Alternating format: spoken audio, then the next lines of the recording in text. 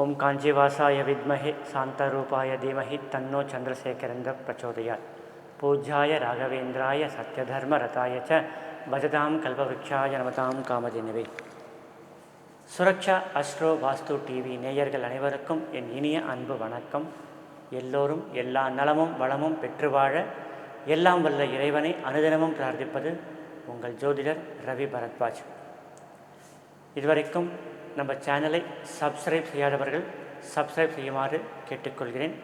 பக்கத்தில் ஒரு bell icon வரும், அதை நீங்கள் கிளிக் பண்ணிங்க அப்படின்னா ஆல் அப்படின்ற ஆப்ஷன் இருக்கும், அதை செலக்ட் பண்ணிக்கோங்க. அடுத்தடுத்து நம்ம சேனலில் போடக்கூடிய ஒவ்வொரு காணொலியும் உங்களுக்கு நோட்டிஃபிகேஷனாக வரும், எதையும் நீங்கள் மிஸ் பண்ணாமல் பார்க்கலாம். இந்த காணொலியானது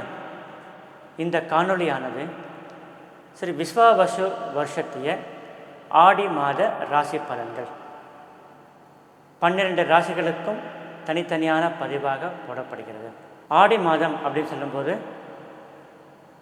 ஜூலை 17 அதாவது 17/7/2025 முதல் 16/8/2025 வரை, அதாவது 17 ஜூலை 2025 முதல் 16 ஆகஸ்ட் 2025 வரை உள்ள காலகட்டம் ஆடி மாதம். இந்த ஆடி மாதம் உங்களுக்கு எப்படி இருக்க போகிறது என்பதை பற்றி தான் இந்த காணொலியில் காண இருக்கிறோம். இந்த காணொலியில் நாம் காண இருக்கும் ராசி துலாம் ராசி. இந்த ஆடி மாதம் துலாம் ராசி அன்பர்களுக்கு எப்படி இருக்கப் போகிறது என்பதை பற்றித்தான் காண இருக்கின்றோம். அனைத்து கிரகங்களுமே சாதகமான சூழ்நிலையை காணப்படுகின்றது. ராசிநாதன் 8ஆம் இடத்தில், அப்போது 8ஆம் இடத்தோட அசுபத்தன்மை குறையும்.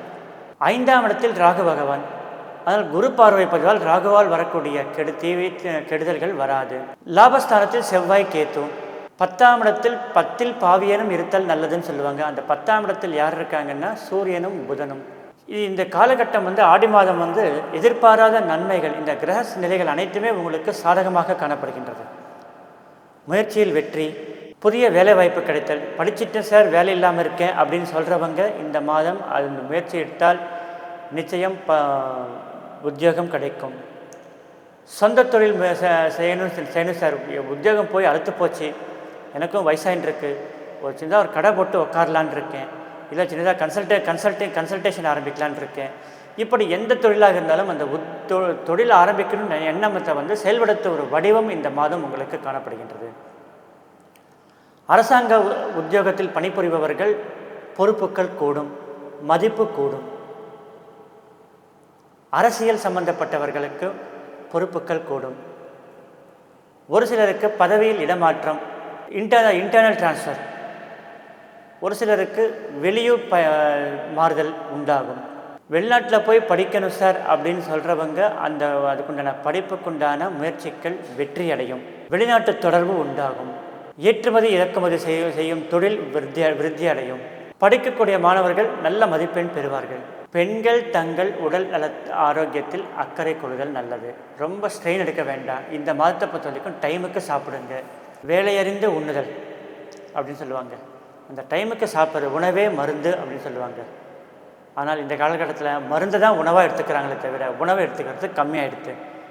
ஸோ உணவே மருந்து. அந்த நேரத்திற்கு தகுந்தாற்போ நேரம் மதியம் 12லேருந்து 1 மணி வரைக்கும் நான் லஞ்ச் சாப்பிட்றேன்னா அந்த டைமுக்கு நீங்கள் எக்காரணத்தை கொண்டாந்தாலும் அந்த ஒர்க்கை ஸ்டாப் பண்ணிவிட்டு நீங்கள் சாப்பிடுவது நல்லது இந்த மாதத்தை பொறுத்தவரை.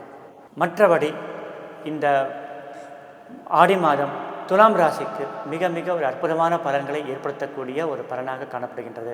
ஒரு மைனஸ்ன்றதே மிக மிக சொற்பம் அப்படின்னு சொல்லலாம். ஒரு 5 விழுக்காடு மட்டுமே உங்களுக்கு ஒரு மைனஸ்ன்னு சொல்லலாம். மிச்சம் 95 விழுக்காடு ப்ளஸ். அந்த 5 விழுக்காடு ஏன் வருது அப்படின்னு கேட்டிங்கன்னா 5ஆம் அதிபதி 6ல் இருக்கிறது. ஸோ இந்த புத்திர பாக்கியம் சற்று தாமதமாகும்.